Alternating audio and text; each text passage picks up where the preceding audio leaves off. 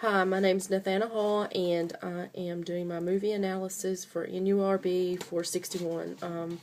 The movie that I done was called Bringing Out the Dead. It is a 1999 American drama film based on a novel by Joe Conley. The setting is in New York City in early 1990s, and it's about a Manhattan ambulance paramedic named Frank. He's exhausted, he's depressed, and he suffers from anxiety and is experiencing burnout from the stress of his job. And Frank attempts to be fired, always by being late and calling in sick. Frank is suffering from grief associated with patient death and blames himself. With limited resources to cope with his job, he turns to unhealthy behaviors such as alcohol abuse while on the job and smoking. Frank also has unrealistic expectations of himself and believes he should save everyone's life. And all healthcare workers in the movie are depicted as stressed, overworked, understaffed, and experiencing dissatisfaction with their job. And to bring this home, I took some notes from the movie of quotes of Frank and things that he would say within the movie on different scenes. In one of the scenes, he says, at the first of the movie, he says, "I just need a few slow nights followed by a few days off." And in another scene, he says he sees the eyes of corpse, screams of loved ones. All bodies leave their mark. You can't be around the newly dead without feeling it. What haunted me now were the spirits half finished, homicide, suicide, overdoses, all accusing me of being there to witness a humiliation they can never forget. He goes on to talk about himself in one of the scenes, and this is Frank just doing self-talk. He says, "I always had nightmares about ghosts. They never waited for me to go to sleep. I drank every day. I always thought you help others and you're helping yourself. That was my motto. Haven't saved anyone in months. Seems all my patients are dying on me. Maybe breaking it, the feeling would go away. I wish I could close my eyes and just drift away." So there he's describing the issues with the stress, the insomnia, the ability for him to be able to sleep, and he's also describing his burnout from his job. He goes on to talk further about saving someone's life, and this is how he relates, the way he feels about saving people's lives is, saving someone is like falling in love. It is the best drug in the world for days and weeks after you walk the streets. Make it infinite, whatever you see. Once for a few weeks I couldn't feel the earth. Everything I touched became lighter. Horns played in my shoes. Flowers fell from my pockets. You wonder if you've become immortal, almost as if you saved your own life, like God passing through you. Why deny it? That for a moment there God was you. Taking credit when things go right doesn't work the other way. When things go wrong, spreading the blame is an essential survival tool. The elevator broke down. I should have called in sick. The tube wouldn't go in. And he's referring to a homeless girl that had asthma that he was unable to tube and save. And he goes on to say, the God of hellfire is not a role that anyone wants to play. And then here he goes on to describe how he feels out of control. The streets is not like the ER, no walls, no control. To make up for that, they try to teach us how to act without thinking. Like a soldier who can take part and reassemble a gun blindfold, I realized my training was useful in less than 10% of my calls, and saving someone else's life was rarer than that. After a while, I grew to understand that my role was less about saving lives than about bearing witness. I was a grief mom. It was enough that I simply show up. To go back to my analysis about the movie follows Frank and three of his co-workers, Larry, Marcus, and Tom. One of his co-workers, Larry, it shows him that he participates in unhealthy behaviors such as smoking, sedentary lifestyle, and unhealthy eating. Larry helps provide Frank with alcohol on the job, and his other co-worker, Marcus, has a superficial belief in God. He drinks alcohol on the job, and he tries to solicit prostitutes for service while he's working, and he views women as objects. And I'm sure all these are just distractions for the real emotional problems they're having. Tom experiences anger issues. This is another one of his co-workers that rides with him the third night. related to the job and displaces that anger upon people and objects. He beats up homeless people, he tends to belittle people, and he destroys property belonging to the city of New York, such as the ambulance. All the paramedics depicted suffer from stress, job dissatisfaction related to the culture of the work environment and the city.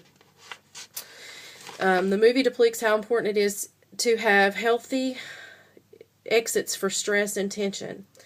It also expresses how important that it is to have healthy relationships outside of work.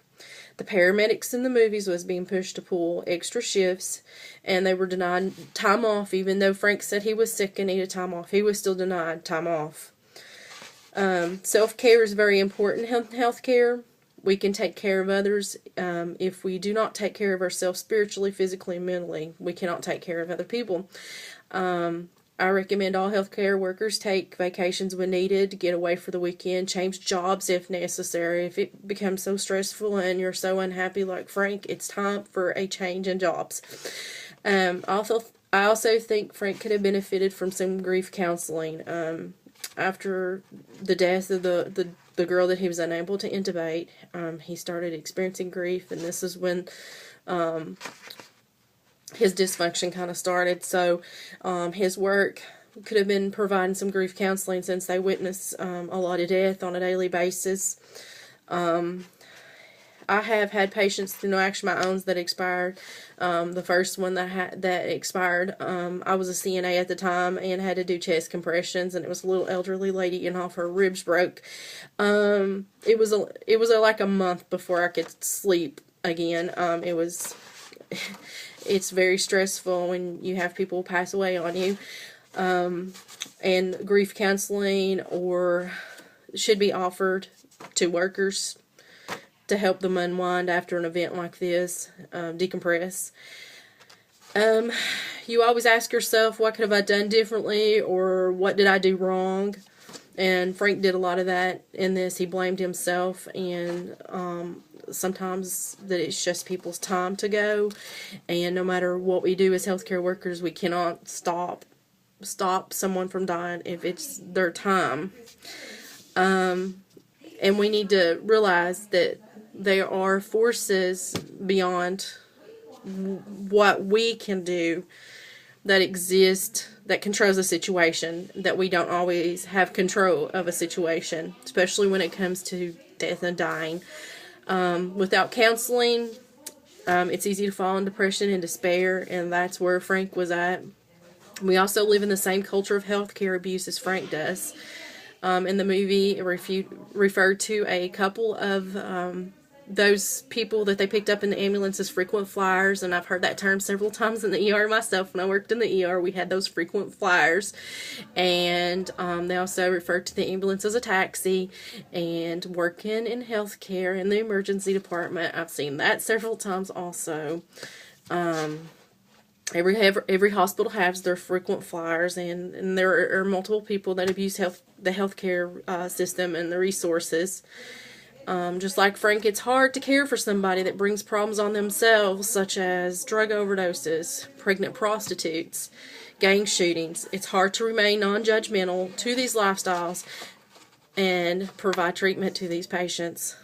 At the end of the day, as healthcare workers, you just have to let it go. You have to let go of the rush, the frustration, unrealistic expectations. Let go of work and spend time with your family. It's kind of like a battery. If you keep bringing your work at home, you keep draining your battery. You take it out on your family. If you're able to leave work at work and you go home, it's a place for you to recharge your battery and start fresh the next day. Each day is a learning experience. And then when yesterday is gone, if we can't change it, then we need to stop worrying about it. And healthcare workers are the worst to go home and think about, what did I do wrong? How could I improve myself? In the end, I think Frank finally made peace with himself, and he realizes that he couldn't save everybody. The last scene shows Frank, and he just passes out asleep in another character's arm named Mary, and this is a woman he began to confide to and open up to about the stress on his job. In the end, his other coworker, Larry, the one that lives unhealthy, and he calls in sick. Marcus, the guy who basically uses women, sees women as objects, he finally wrecks the ambulance while intoxicated. It doesn't go on to say what happened to that character, and at the very end it shows Tom with a ball bat and he is beating the ambulance up. I think the ending would have been a little bit better if they could have showed some kind of conflict resolution with the characters, especially Frank, regarding his personal life and work. He was finally to a point that he passed out with exhaustion and went to sleep, but it doesn't go on to say if he was able to resolve any of his inner conflicts or conflicts with work. And that would sum up my movie analysis of Bringing Out the Dead. I can't say it's one of those movies that I really liked, but it does bring home a lot of the experiences I've had, especially if you work in the ER. It's kind of okay to watch. It kind of reminds you of some of the things that you see. And that's all. Thank you.